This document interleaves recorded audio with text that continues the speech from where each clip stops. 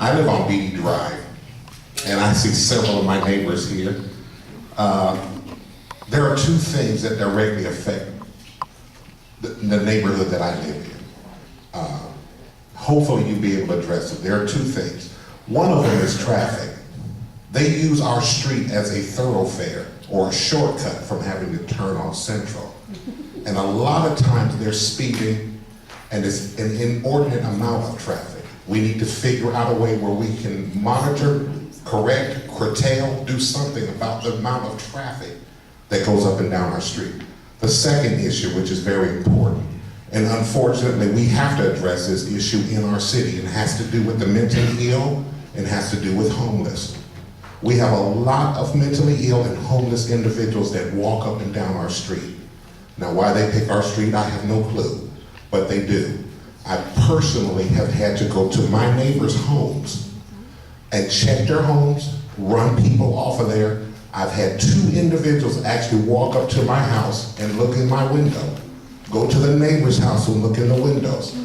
We need to do something to help. It's unfortunate, but we need to do something to directly affect how we handle the homeless and the mentally ill, because they're congregating over in the area near Big Five. They could be hitting other areas in the city, but I'm telling you what's directly affecting my street and my neighborhood.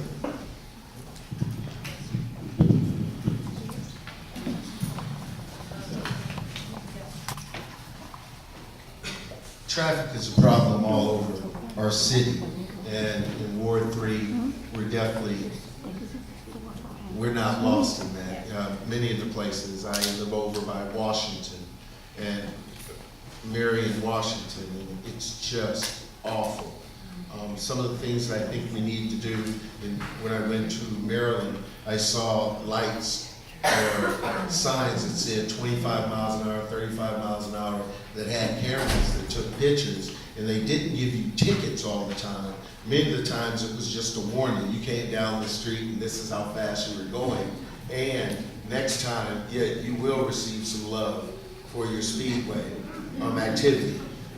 We also speed bumps and various other things that we challenge, but utilizing our security, our police officers and our, to be able to be there in certain places and to monitor them a little tighter. And for homelessness, we literally could be here all night, every last one of us talking about it. It is a problem. It's one of the major problems in our city, and it must be addressed. All right. Traffic down Beatty. So I live over off of Ivy and Myrtle by Victoria Avenue, and our street is equally used as a freeway for people to avoid having to go down Central. So I absolutely empathize with your problem. We do have speed bumps. I think they annoy me more than they slow people down. So unfortunately, we're a busy city, we're growing. I'm certainly not a traffic expert. If I was, honestly, I could probably make more money. So it's a big issue, and it's something that does need to get solved. I don't have the answer, but I promise you that before I get elected, I would bring in experts who do know how to solve those issues. Now to talk about homelessness in 30 seconds. Homelessness is a huge issue in the city. Getting homeless people off of the street and into stable housing is the best and most effective way of solving the problem. They are on your street and they are congregating by Big Five because they don't have homes. If they have somewhere to live, they will no longer be there, and they can start dealing with the mental health and drug addiction issues that they have.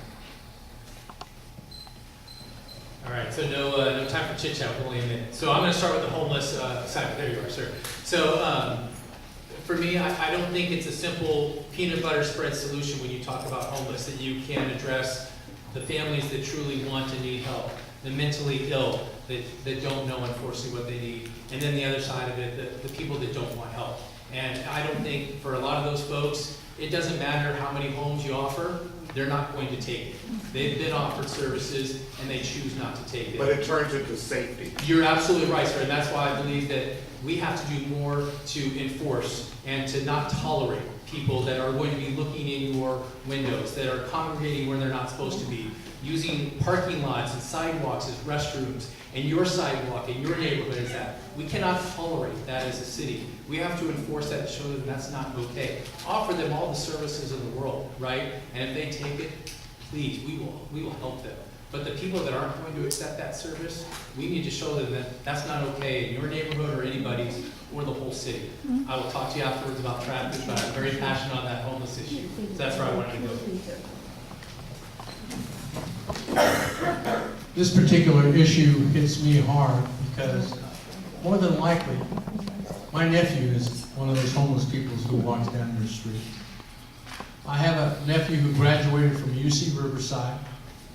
At age 31, he was diagnosed to be bipolar.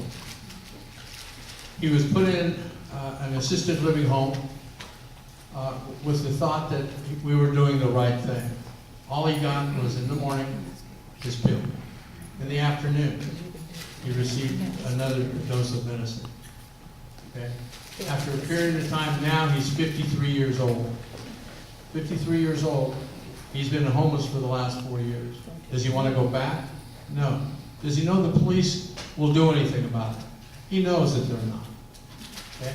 The police department isn't set up to do that. But we are working as a group, as a family, as members of this community.